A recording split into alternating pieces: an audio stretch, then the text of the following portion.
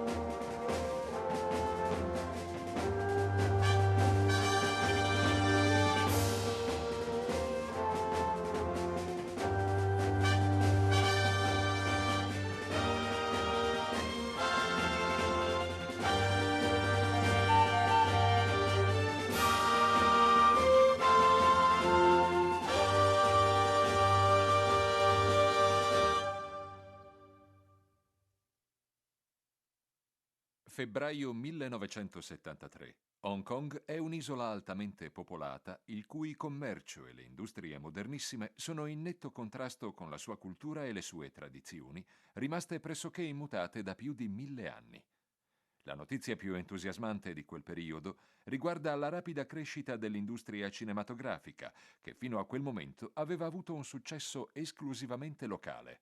Il cinema di Hong Kong attira l'attenzione degli studi cinematografici di tutto il mondo. La ragione di questo improvviso interesse occidentale è l'immensa popolarità in patria di un attore di 32 anni di nome Bruce Lee. La sua dinamica presenza sullo schermo, abbinata a un'empatia con il pubblico che supera qualsiasi confine culturale, fa sì che i suoi film siano campioni di incassi ai botteghini. I produttori occidentali vedono in lui la chiave che aprirà la porta al futuro dell'industria del cinema. È così che il giovane artista si trova letteralmente sommerso di offerte, cosa che fino all'anno prima sarebbe stata del tutto inimmaginabile. Dopo anni di lotta contro un certo integralismo culturale e professionale, di privazioni economiche ed emotive e di sforzi immensi per mantenere l'integrità della sua arte, la perseveranza di Lee viene finalmente ricompensata. Diventa l'attore più famoso del mondo. Con il nuovo potere acquisito, Lee potrebbe riposare sugli allori e andare sul sicuro, riproponendo quella formula che ormai gli viene offerta quasi quotidianamente. Ma le parole formula e metodo non hanno alcuna presa sul giovane artista. Al contrario, Lee al momento è impegnato nelle riprese de L'ultimo combattimento di Chen, che egli definisce un film a vari livelli nel quale per la prima volta viene presentata la sua filosofia sulle arti marziali. È tornato a questo film dopo una breve pausa.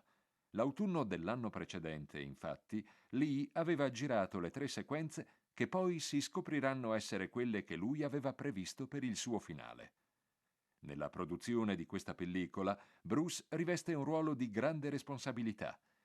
Ne cura la regia, la produzione, le coreografie, la sceneggiatura, la scenografia, la fotografia, le luci, oltre ovviamente a interpretare il ruolo principale. Gli esperti di arti marziali che non hanno dimestichezza con la macchina da presa devono imparare a muoversi fornendo un effetto visivo ottimale. Dirigere tutto questo ovviamente spetta a Lee. Ripresa dopo ripresa, realizza ogni sequenza con la massima precisione. Lee è estremamente esigente con se stesso. Questa scena in cui lo vediamo maneggiare il nunchaku, antica arma orientale che originariamente veniva utilizzata per battere il riso, verrà ripetuta almeno 10 volte prima di scegliere quella giusta, che sullo schermo durerà solo 3 secondi e mezzo. Lee vuole che il suo film abbia una forte connotazione di realismo e credibilità. Le riprese vengono sospese nell'ottobre del 1972, quando sul set comincia a girare voce che la Warner Brothers è interessata a coprodurre il suo prossimo film. È la prima volta nella storia che uno studio cinematografico americano e uno cinese produrranno un film insieme. Lee vede questa coproduzione come un primo passo verso la comprensione globale della cultura cinese e verso l'apertura del mercato internazionale al cinema di Hong Kong. Did you look at many Mandarin movies before you started playing in the first one? Yes. What did you think of them when you saw them? Quality-wise, I mean, I have to admit that it's not quite up to the standard. However, it is growing and it is getting higher and going toward that standard, that what I would term quality. Nel novembre del 1972, Lee e il suo socio in affari Raymond Chow volano a Los Angeles per concludere la trattativa con la Warner Brothers per quello che sarà il suo ultimo e miglior film, I tre dell'Operazione Drago. Tra il gennaio e l'aprile del 1973, Bruce si dedica alle riprese di questa pellicola. Ancora una volta supervisiona ogni aspetto della produzione e della post-produzione.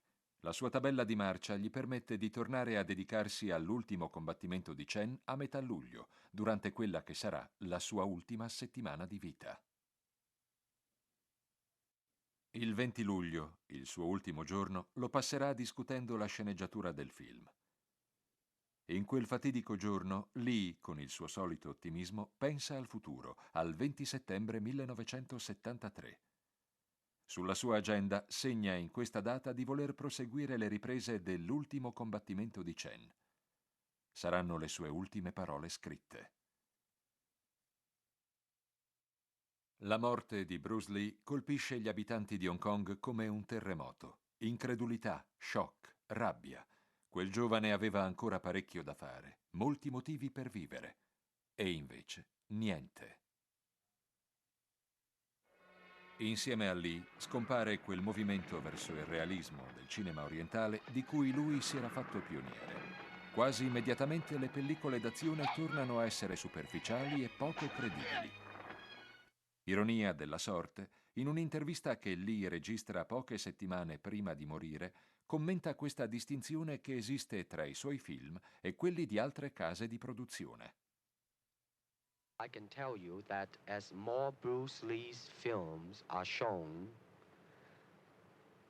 the audience will soon realize not only in acting ability, but in physical skill as well, they will see the difference. A 5 anni dalla sua morte, alcuni spezzoni del film al quale stava lavorando negli ultimi mesi e nelle ultime ore della sua vita vengono montati in una pellicola che porta il titolo scelto da Lee, L'ultimo combattimento di Chen. Ma il risultato non ha nulla a che vedere con la sua idea originale di arti marziali.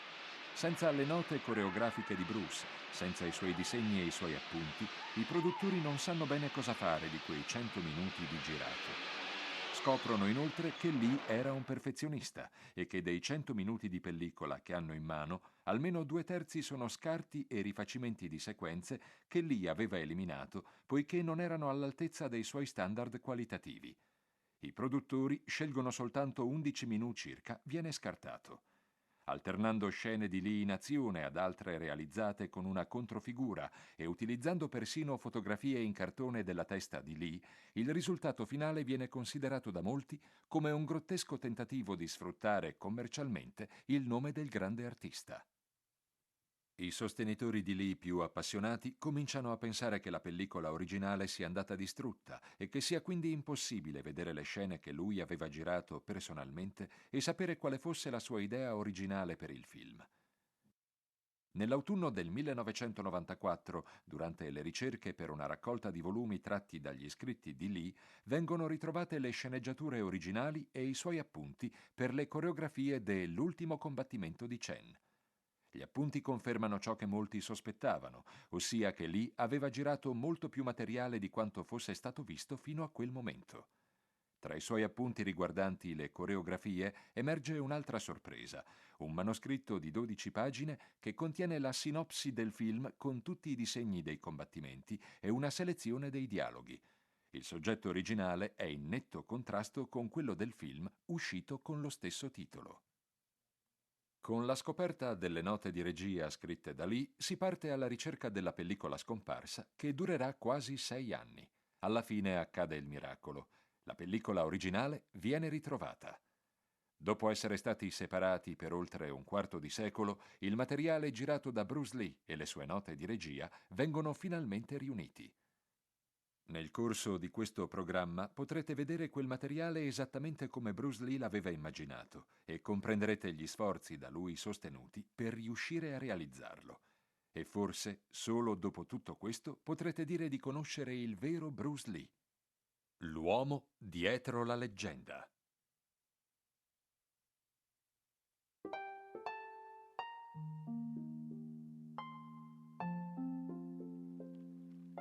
Water is the softest substance in the world, but yet it can penetrate the hardest rock or anything, granite, you name it. Water also is insubstantial. By that I mean you cannot grasp hold of it. You cannot punch it and hurt it.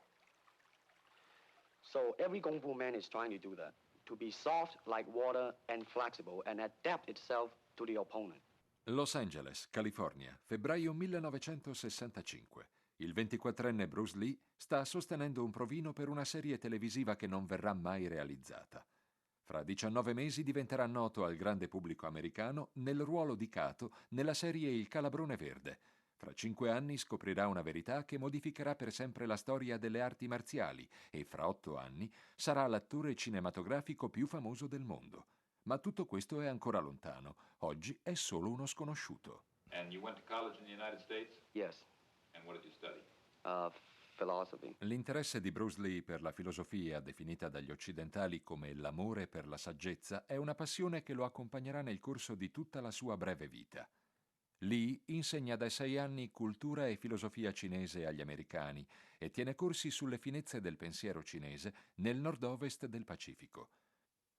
Tuttavia, la sua grande passione è il Kung Fu, antica arte marziale cinese, conosciuta anche come Gang Fu. I suoi appunti di quel periodo mostrano brevi descrizioni di molte delle arti e delle tradizioni dei maestri di Kung Fu più venerati. Nel 65 tutto ciò che l'America sa delle arti marziali è legato al Judo e al Jiu-Jitsu, discipline giapponesi importate dai soldati durante la guerra di Corea. Lee si considera l'ambasciatore delle arti marziali e a chi lo segue insegna i metodi dei grandi maestri cinesi. Now, you told me earlier today that karate and jiu-jitsu are not the most powerful of the best forms of Oriental fighting. What is the most powerful of the best form? Well, it's bad to say the best, but in my opinion, I think Kung Fu is pretty good. Would you tell us a little bit about Kung Fu? Well, Kung Fu is originated in China. It is the ancestor of karate and jiu-jitsu. It's more of a complete system, and it's more fluid. By that, I mean it's more flowing. There is continuity in movement instead of one movement, two movement, and then stop. I see. What's the difference between a Kung Fu punch and a karate punch? Well, a karate punch is like an iron bar, wham. A Kung Fu punch is like an iron chain with an iron ball attached to the end, and it go whang, and it hurt inside. Okay. Lee ha studiato per 9 anni uno stile particolare di Kung Fu cinese chiamato Wing Chun ed è considerato uno dei suoi esponenti più dotati e versatili. Il suo maestro in questa arte è stato un anziano cinese di Hong Kong di nome Ip Man. Nonostante la grande abilità di Lee in questo stile, i suoi studi di filosofia lo spingono a porsi delle domande. Lee si chiede per quale motivo i grandi esperti di arti marziali, cinesi e non, siano più impegnati a preservare la tradizione che non a comprenderne le radici filosofiche più profonde. In più, Lee ha iniziato a elaborare un proprio stile di Kung Fu che lui descrive di natura non classica e che ha alla base i principi dell'economia del movimento, della semplicità e dell'immediatezza. All right, for instance, you will read it in a book, in a magazine and everything, that when somebody grab you, you will first do this, and then this, and then, and then, and then, and then, thousands of steps before you do a single thing. Of course, these kind of magazine would teach you to be feared by your enemies and admired by your friends and everything. See? But in Kung Fu, it always involves a very fast motion. Like, for instance, a guy grabbing your hand. It's not the idea to do so many steps. Step him right on the instep. He'll let go. This is what we mean by simplicity. Same thing in striking and in everything. It has to be based on a very minimum motion so that everything would be directly expressed. One motion, and he's gone. Doing it gracefully, not to go, yelling and jumping all over him, but to do it. Excuse me. Le comunità di arti marziali americane e cinesi sconfessano quella che considerano un'eresia. Che un giovane come lui critichi migliaia di anni di tradizione e di autorità mai messa in dubbio viene considerata una minaccia allo status quo e al suo potere ormai consolidato. Prima dell'arrivo di Bruce, in America il Kung Fu era molto praticato nella maggior parte delle comunità cinesi, ma non veniva insegnato agli americani. Poi arrivò lui con la sua idea di creare una sorta di uguaglianza tra le persone e scelse di accettare chiunque nelle sue scuole, indipendentemente dalla razza o dal colore. L'importante era che lui sentisse che nel loro cuore c'erano sentimenti buoni e positivi. Quando andò a San Francisco, dove la comunità cinese era particolarmente chiusa, questo suo atteggiamento venne molto criticato e fu obbligato a difendersi. A Oakland ricevette una sfida dalla comunità di arti marziali cinese di San Francisco. La sfida prevedeva che se Bruce avesse perso, avrebbe dovuto smettere di insegnare ad allievi di altre razze, a chi non era cinese. Arrivò da San Francisco un maestro di arti marziali. Venne nello studio di Bruce a Oakland e lì ebbe luogo un incontro molto formale. Io ero presente. Aspettavo Brandon ed ero all'8° mese di gravidanza e con me c'era anche James Lee. L'incontro con questo maestro di arti marziali durò non più di 3 minuti. Consistette più che altro in una corsa, poiché l'altro cominciò a correre per tutta la stanza. Bruce lo inseguì fino a che non lo raggiunse. Lo afferrò, lo mise a tappeto e lo obbligò ad arrendersi. Fu dunque grazie a questa sfida, dalla quale il maestro di arti marziali cinese uscì sconfitto, che Bruce acquisì il diritto di insegnare a chiunque volesse. Nel febbraio del 1967 Lee gestisce 3 palestre, una a Seattle, una a Oakland e una a Los Angeles. Vi insegna la sua personale interpretazione del Kung Fu, che si basa sui suoi studi circa il senso più profondo del combattimento senza armi. A questo punto, il giovane Lee è apertamente critico nei confronti delle arti marziali, così come vengono insegnate e praticate in America. Ritiene che siano prive di realismo, in quanto consistono più che altro in una serie di mosse di autodifesa provate all'infinito e che, oltre a essere assolutamente prevedibili, siano solo una serie di mosse standard e nulla più. Secondo lui, il vero combattimento è spontaneo ed è composto di ritmi irregolari o spezzati che un avversario non può né prevedere né anticipare. I campionati di karate dell'epoca sono incontri che si svolgono senza alcun contatto e il loro esito è determinato non dall'atterramento dell'avversario, ma da un accumulo di punti guadagnati grazie a colpi che non toccano mai l'altro. La vittoria è determinata da una squadra di giudici che decide quale degli avversari avrebbe ferito maggiormente l'altro se fosse stato ammesso il contatto. Lee rifiuta questi stili di pseudocombattimento che lui chiama frustrazione organizzata e nuoto senz'acqua. Le critiche che muove a queste discipline derivano in parte dalla sua esperienza a Hong Kong, che non è stata quella degli incontri a distanza, bensì di scontri full contact da strada e sfide sui tetti di Hong Kong, quando non sfidava avversari di scuole di Kung Fu differenti. Lee, tra l'altro, combatteva di frequente contro avversari armati di coltelli e catene. E in queste sfide del mondo vero, arbitri e giudici non erano necessari. Invece di partecipare ai campionati di karate, che egli considera poco più che un gioco da ragazzi, Lee si dedica alla ricerca di un approccio più scientifico al combattimento senza armi. La sua ricerca lo avvicina alla fisica di Newton, alle tecniche e ai principi della scherma europea e del pugilato occidentale, nei quali l'efficienza e non la tradizione sono alla base di entrambe le discipline. Le sue ricerche lo portano a capire che la sola prova decisiva circa il valore di una tecnica di combattimento è la sua efficacia nell'atterrare l'avversario.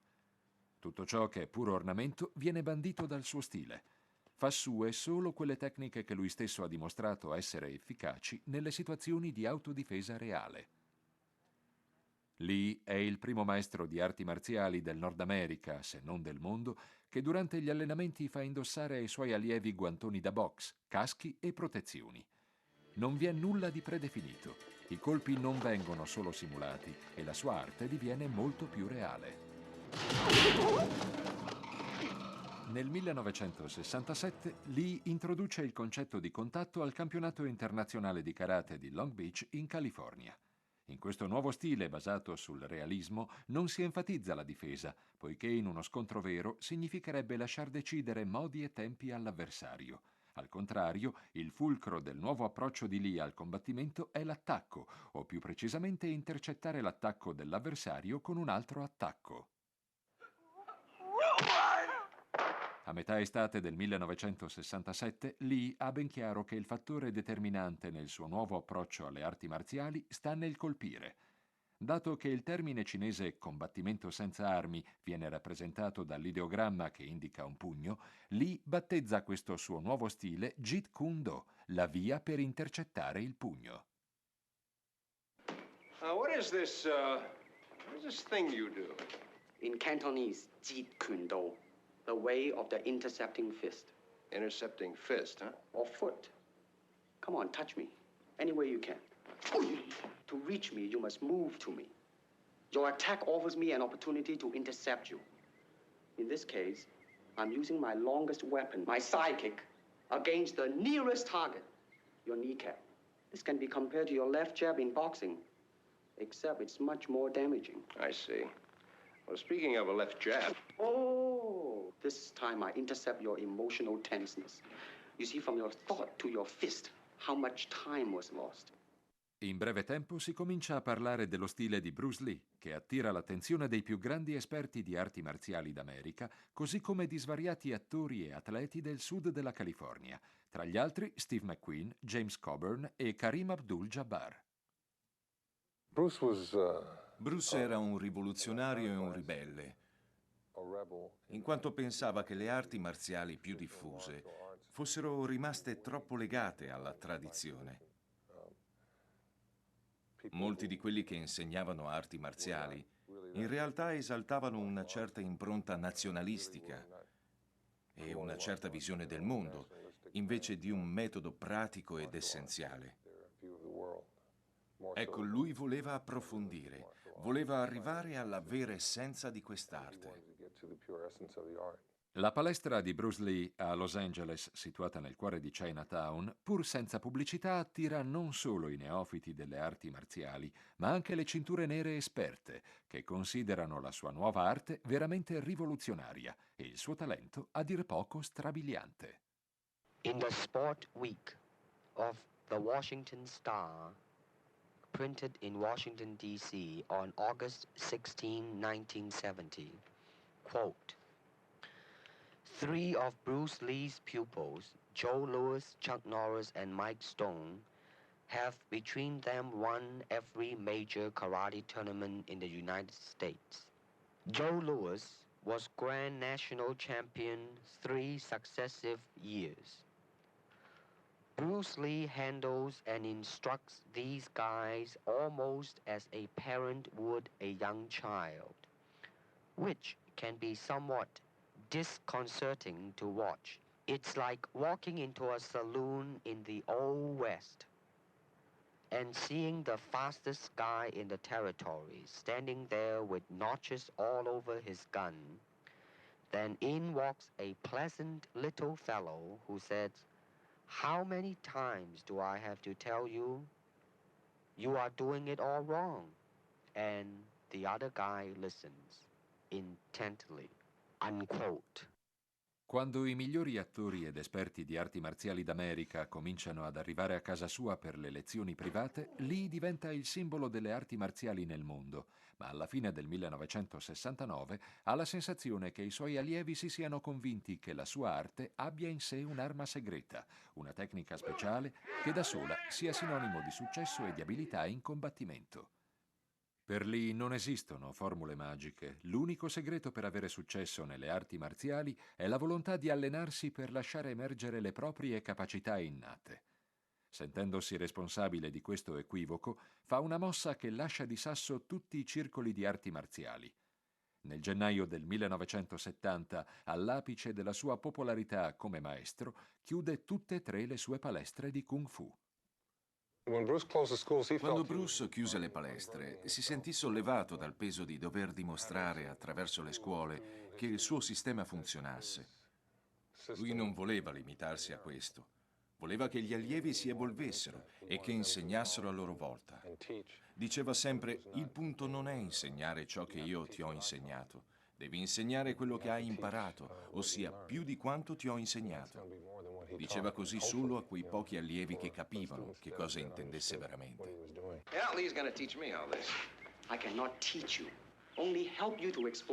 A questo punto Lee segue privatamente solo un gruppo di allievi. Il suo è un percorso di crescita personale, dunque deve arrivare a conoscere profondamente ogni allievo allo scopo di aiutarlo a sviluppare le sue capacità e la fiducia in se stesso, oltre a liberarlo dalle catene delle limitazioni di origine fisica e psicologica. What is your instinct? To pray! In this position, your arms are useless. Yeah. Can you kick or stomp me? No. Then, if you wish to survive, what do you do? I don't know. Bite. Bite? Are we not animals? You all right? I can't find much evidence to the contrary, Lee. Bite, huh? Biting is efficient in close quarter. But don't make a plan of biting. That is a very good way to lose your teeth. There's so much to remember. If you try to remember, you will lose. Empty your mind. Be formless, shapeless, like water. Now you put water into a cup, it becomes the cup. Put it into a teapot, it becomes the teapot. Now water can flow or creep or drip or crash. Be water, my friend. Yeah. Why don't I just stand in front of Bolt and recite that to him? Maybe he'll faint or drown. When is it? Tomorrow. You are not ready. I know. Like everyone else, you want to learn the way to win, but never to accept the way to lose. To accept defeat, to learn to die is to be liberated from it. So when tomorrow comes, you must free your ambitious mind and learn the art of dying. Ricordo che un giorno mi disse: se tu volessi usare uno stile come il judo e se cercassi di mettere la tua anca sotto la mia per un colpo d'anca, mentre tu cerchi di farlo io ti metterei a terra in un attimo. Quindi è meglio che tu provi con un altro sistema. E aveva assolutamente ragione. Bruce Lee è il migliore esempio dell'efficacia delle sue teorie. Ha individuato i suoi punti deboli e i suoi limiti e grazie all'applicazione dell'intelletto e di sforzi immani li ha superati da solo, ottenendo un'abilità fisica che ha quasi del fenomenale. Esegue d'abitudine flessioni su 2 sole dita di una mano e rimane seduto nella posizione a V per lunghi periodi di tempo. Può scaraventare un avversario a metri di distanza con un pugno tirato da 2 centimetri. I suoi calci laterali sono talmente potenti che chi li riceve ha la sensazione di essere stato colpito da un'auto in corsa. Si allena duramente 6 giorni alla settimana con l'obiettivo di arrivare a conoscere i limiti del corpo umano. Li scoprirà con conseguenze disastrose il 13 agosto 1970. A causa di un riscaldamento inadeguato durante un allenamento di sollevamento pesi, Lee si stira gravemente il quarto nervo sacrale nella parte inferiore della schiena. È un infortunio che gli darà problemi per il resto della sua vita. L'incidente obbliga Lee a letto per un periodo di 6 mesi. I medici gli dicono che potrebbe non essere più in grado di combattere.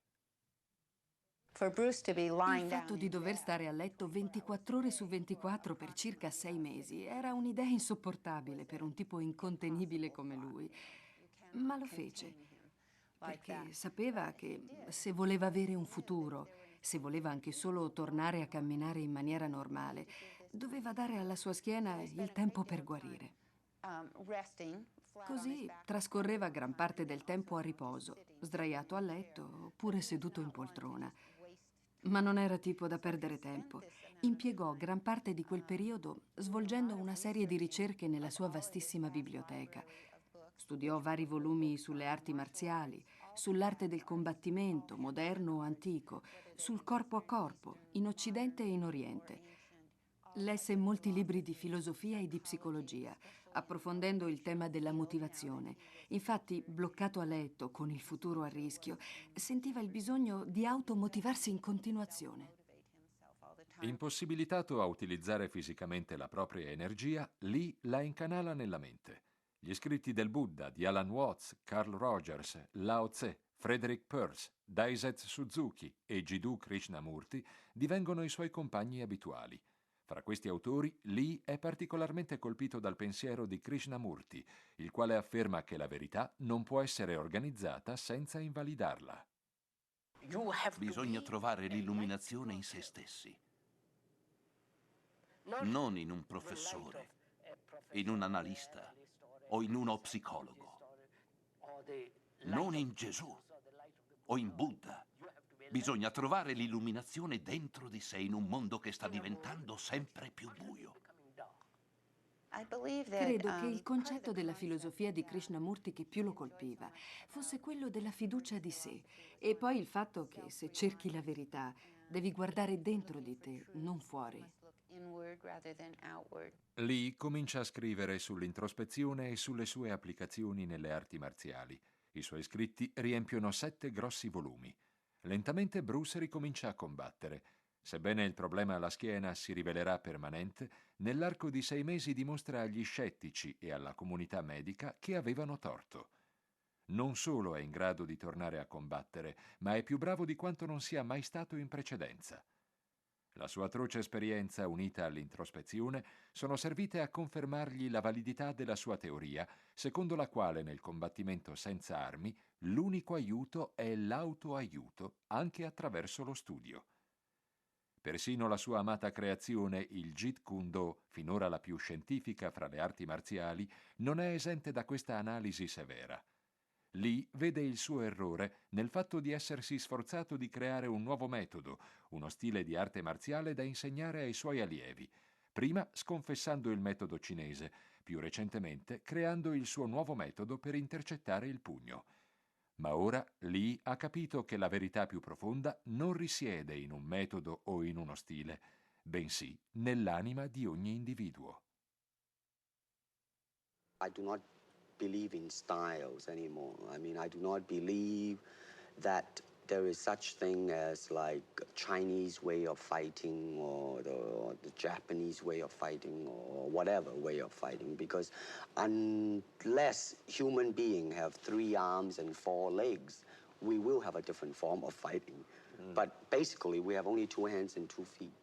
So styles tends to not only separate man, you know, because they have their own doctrines, and then the doctrine became the gospel truth, you know, that you cannot change, you know.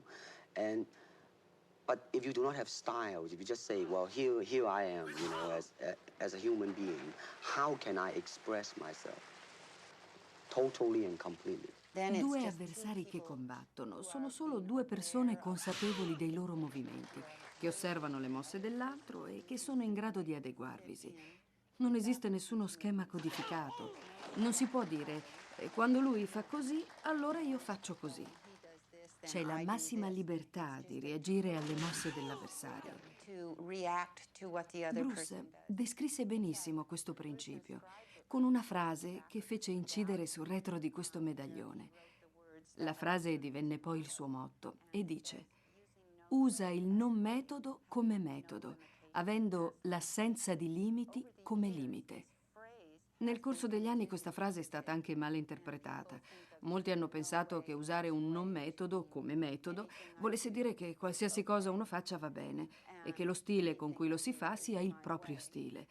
Io non credo che Bruce la intendesse così. Voleva dire che è sbagliato rinchiudersi in uno schema che prevede un solo modo per reagire a una data situazione. Lui pensava che fosse necessario adattarsi a ogni situazione in modo diverso e credo che ci sia riuscito perfettamente. I think Bruce had that down pretty well. When there's a way, then there lies the limitation. To me, okay, to me, ultimately, martial art means honestly expressing yourself. Now, it is very difficult to do.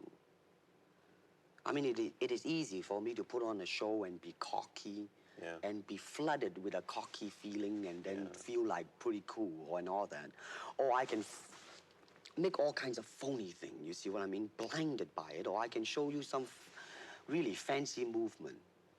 But to express oneself honestly, not lying to oneself, and to express myself honestly, now that, my friend, is very hard to do.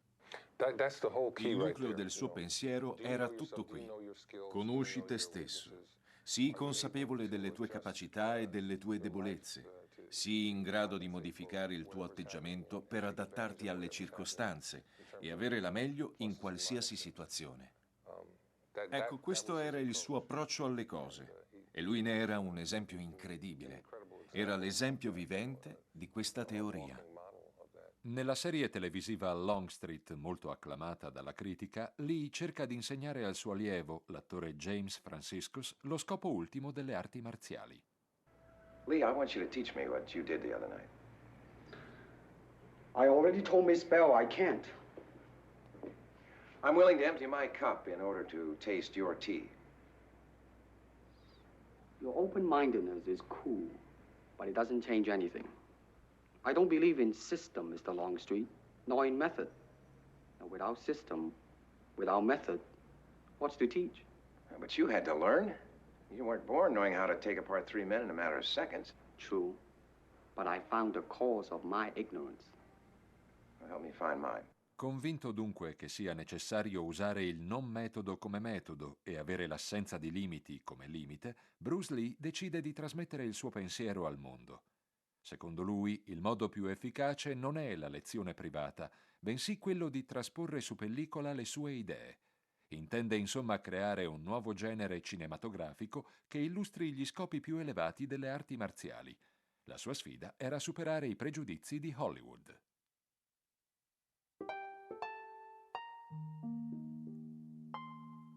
A un certo punto della sua vita, Bruce decise che voleva far carriera nell'industria del cinema e smettere di insegnare arti marziali. Così si mise alla ricerca di ruoli per il cinema e per la televisione.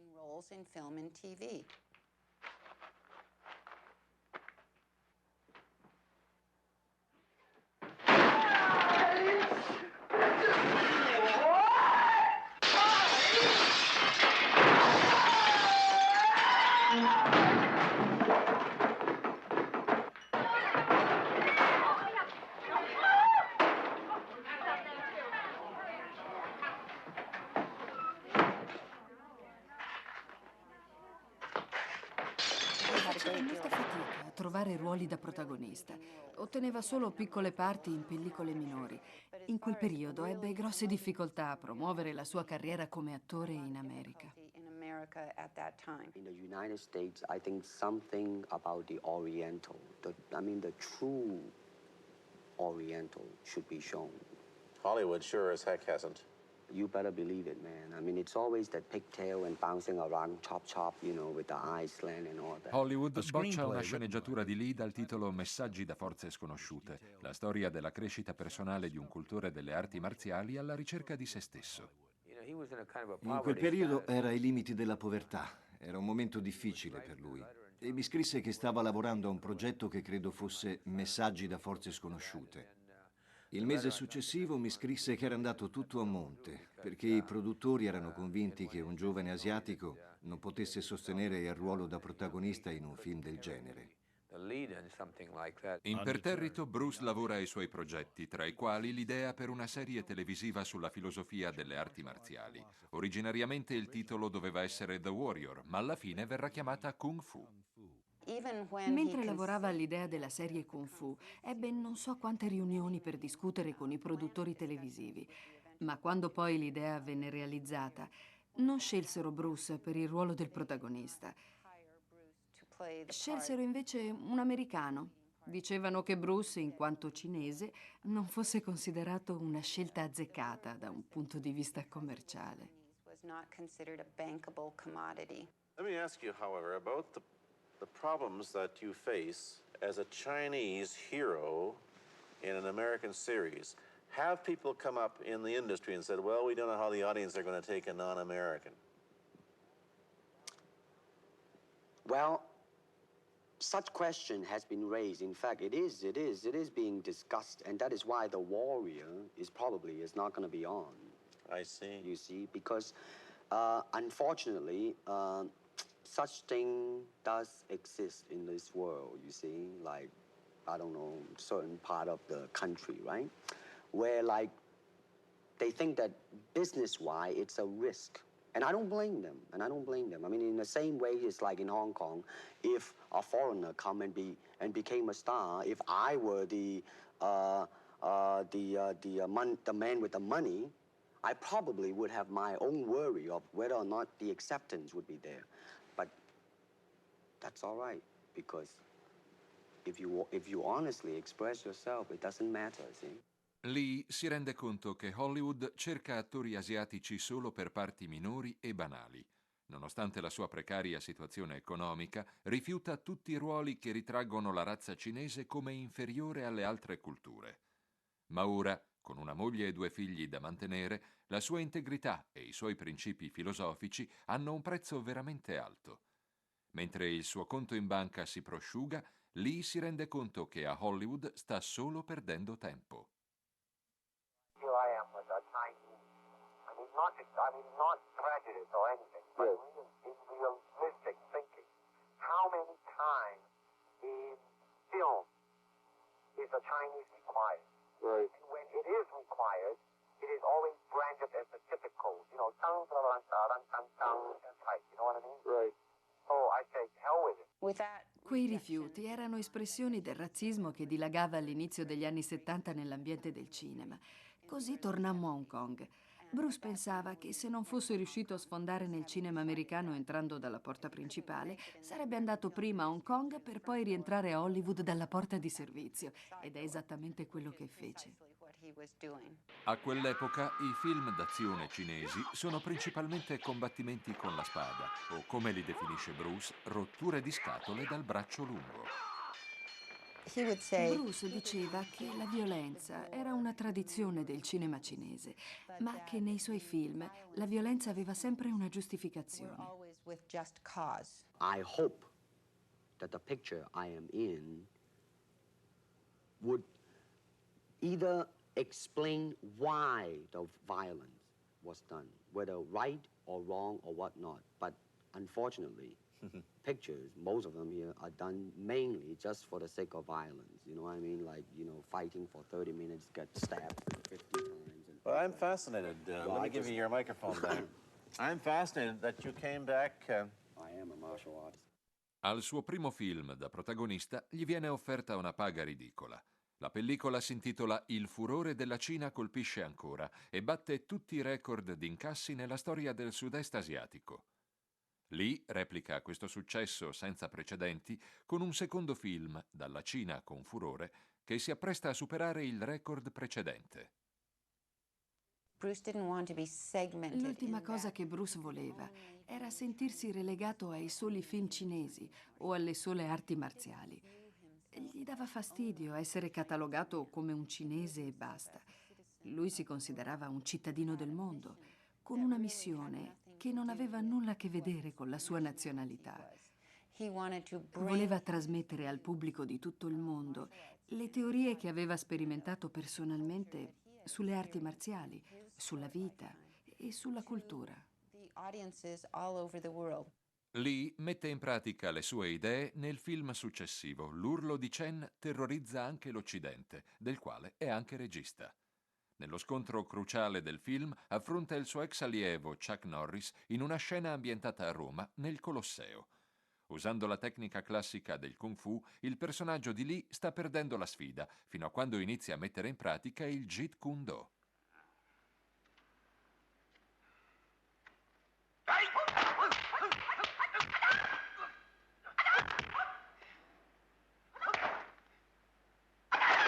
Bruce non perde l'occasione per inserire nel suo film anche elementi più profondi che riguardano la sua filosofia di vita. Dopo aver ucciso suo malgrado l'avversario, il personaggio interpretato da Lee si ferma per un simbolico gesto di rispetto nei confronti di un altro essere umano. Ecco un esempio di come trasmettesse al pubblico la sua filosofia personale riguardo alla fratellanza tra le razze. Dopo i primi due film, Bruce si dedicò a L'urlo di Chen terrorizza anche l'Occidente, anche questo una sua idea.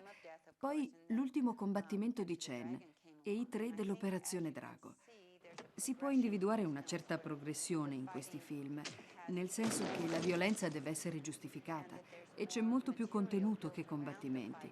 Prima di tutto per spiegarne le ragioni, poi per inserirvi la filosofia che sta alla base delle arti marziali. Underlying the martial arts.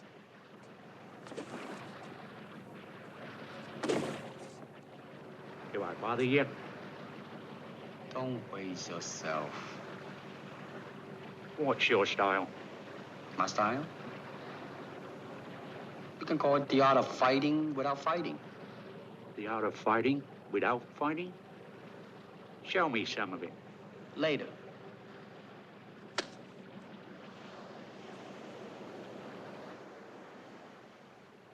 All right. Don't you think we need more room? Where else? That island, on a beach. We can take this boat.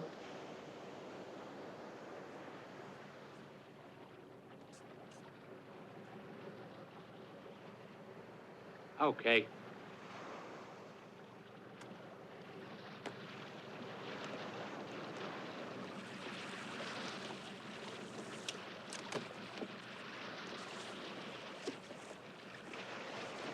Hey, what the hell are you doing? Hey, are you crazy? Pull me in!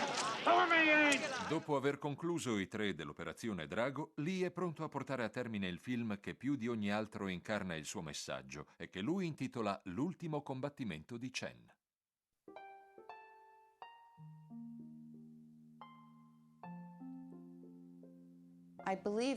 Quello che Bruce intendeva trasmettere con L'ultimo combattimento di Chen era il risultato delle ricerche che lo avevano portato alla creazione del Jeet Kune Do. Aveva una certa idea di come proporre le arti marziali al pubblico, attraverso il concetto dei vari stadi nella ricerca del proprio stile e la presentazione dei diversi stili, di quello che significano e soprattutto di quello che non significano. È stato questo il grande messaggio di Bruce, lo stile del non stile, e Game of Death doveva essere il mezzo per diffonderlo. Non sapremo mai come sarebbe stato il film se Lee fosse vissuto, ma sappiamo con certezza qual era la sua idea nel periodo in cui ne stava girando le scene finali. Stando al suo soggetto di 12 pagine, vi interpreta un campione di arti marziali ritiratosi imbattuto di nome Hee Tien, che viene avvicinato da alcuni membri della malavita coreana affinché partecipi a un'incursione in una pagoda a 5 piani che contiene al piano più alto un tesoro di inestimabile valore. Quando rifiuta di partecipare, sua sorella e suo fratello minore vengono rapiti, costringendolo a partecipare al colpo. Durante una riunione, Hee Tien viene presentato agli altri membri della banda, tutti grandi esperti di arti marziali. Il boss mostra loro un filmino del tempio e spiega che in quel villaggio le armi sono bandite e che a guardia della pagoda vi sono dei mercenari esperti di arti marziali, uno per ogni piano. L'obiettivo dei malviventi è quello di riuscire ad arrivare al piano più alto e prendersi il tesoro. Lee decide di ambientare la sequenza nel tempio buddista di Pope Juso. La caratteristica più spettacolare del tempio, una statua del Buddha alta 33 metri, è chiaramente indicata nei disegni fatti da Lee sul copione. Fusa in un'unica colata in bronzo di 150 tonnellate, si dice che sia la statua di Buddha in piedi più grande di tutta l'Asia. Di fronte al Buddha si trova la pagoda di legno a 5 piani che Lee ha scelto come ambientazione per la scena clou del suo film.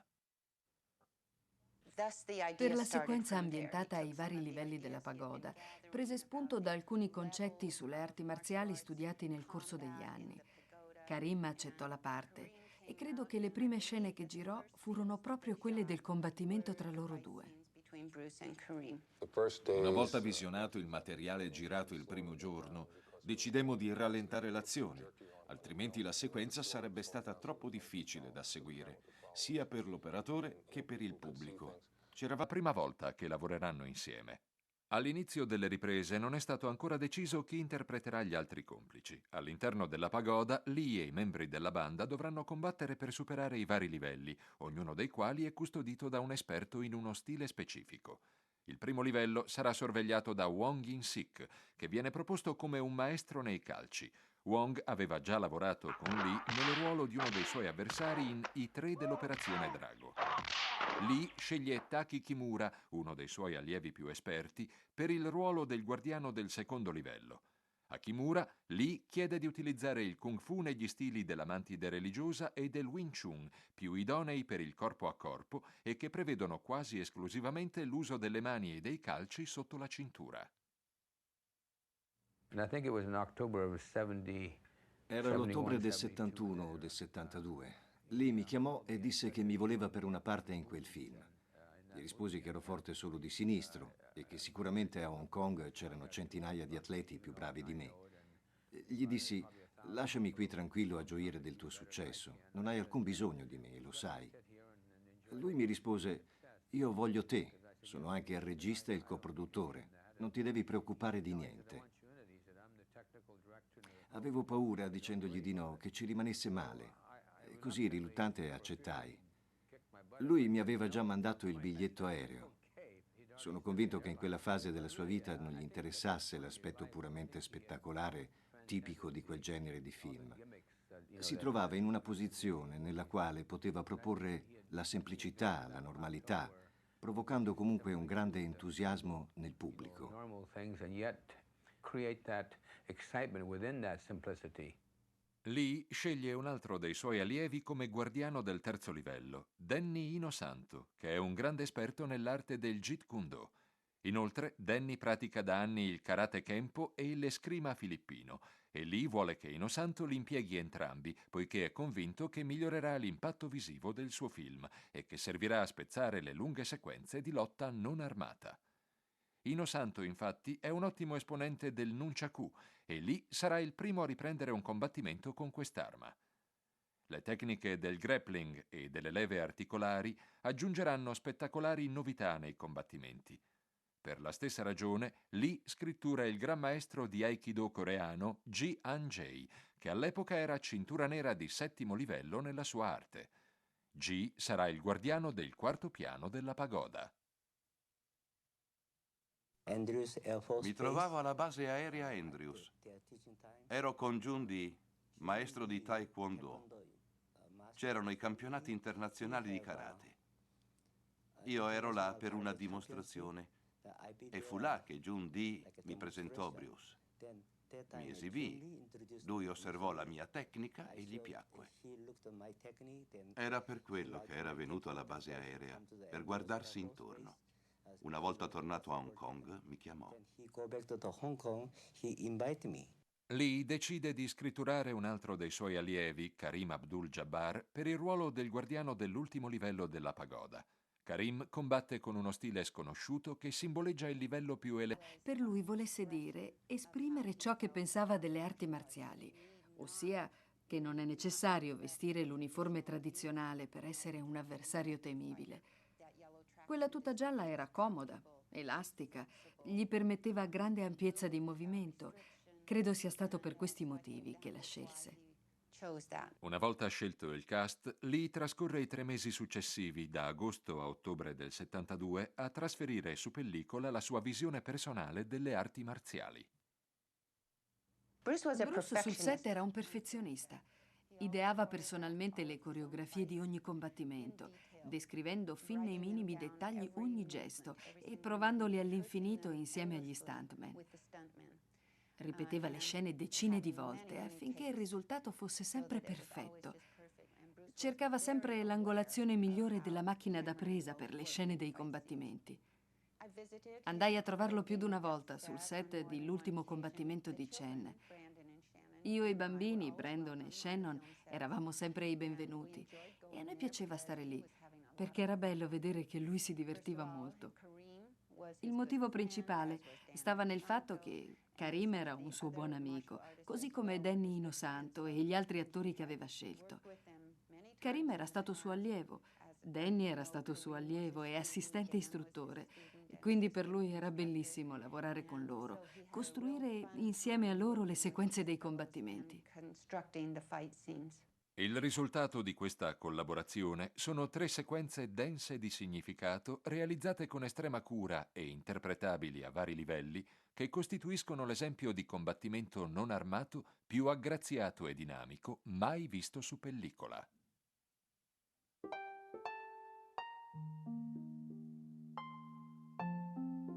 La sequenza che state per vedere non è mai stata proiettata integralmente. È il materiale che Bruce Lee girò per l'ultimo combattimento di Chen, i chuck che secondo le sue indicazioni erano stati selezionati per essere inseriti nel film con i dialoghi che lui aveva scritto.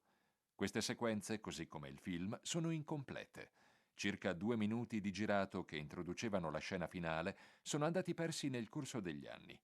In quelle sequenze mancanti, i 2 alleati di Lee, James Tien e Chae-Yun, salgono le scale davanti a Lee e arrivano al 3° livello della pagoda, la Sala della Tigre. Lì trovano il maestro di escrima, che ha l'abitudine di battere in modo irritante i suoi bastoni prima di uccidere gli avversari. Chae-Yun decide di attaccare il maestro di escrima con una mazza di legno, ma viene subito disarmato. A quel punto il maestro getta i bastoni, affronta Chae-Yun e gli fa perdere conoscenza con una serie di colpi e di calci che nei circoli di Karate Kempo sono noti col nome di danza della morte. Ora tocca a James Tien combattere con il maestro di escrima ed è a questo punto che ha inizio la sequenza finale dell'ultimo combattimento di Chen, così come Bruce Lee l'avrebbe voluta e che nessuno...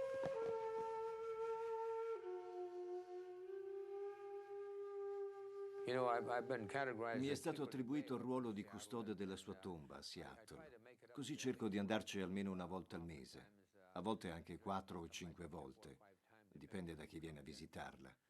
E ogni volta scopro che vengono in molti, e non necessariamente sono degli appassionati di arti marziali. Uno si aspetterebbe che chi va a visitare la sua tomba appartenga al mondo delle arti marziali e che andando da lui speri di assorbire un po' del suo talento. Quando ci vado di solito mi metto a parlare con le persone che trovo lì e molto spesso mi dicono che non sanno niente di arti marziali. Vanno là semplicemente perché sperano di ottenere da lui un'ispirazione, perché si trovano in un momento difficile. Personalmente, grazie a Bruce, ho potuto aiutare diversi giovani a ritrovarsi, a uscire dal tunnel della droga, per esempio. Ma non è stato merito mio, è stato Bruce. Ancora oggi, a 27 anni dalla sua morte, ricevo lettere da parte di giovani che quando lui era vivo non erano ancora nati. Mi raccontano di come lui li abbia motivati, di come li abbia aiutati a crescere, a raggiungere degli obiettivi, a migliorare la loro forma fisica, a vivere la vita nel modo più consono alla loro natura e non seguendo o emulando qualcun altro. Questo mi fa veramente piacere e credo che Bruce sarebbe contento di sapere che i suoi studi, la sua opera e la sua arte continuano a fare del bene alle persone di tutto il mondo. There were some lines that expressed your philosophy. I don't know if you remember them or not. Oh, I remember that. I Let's said, hear. this is what it is, okay?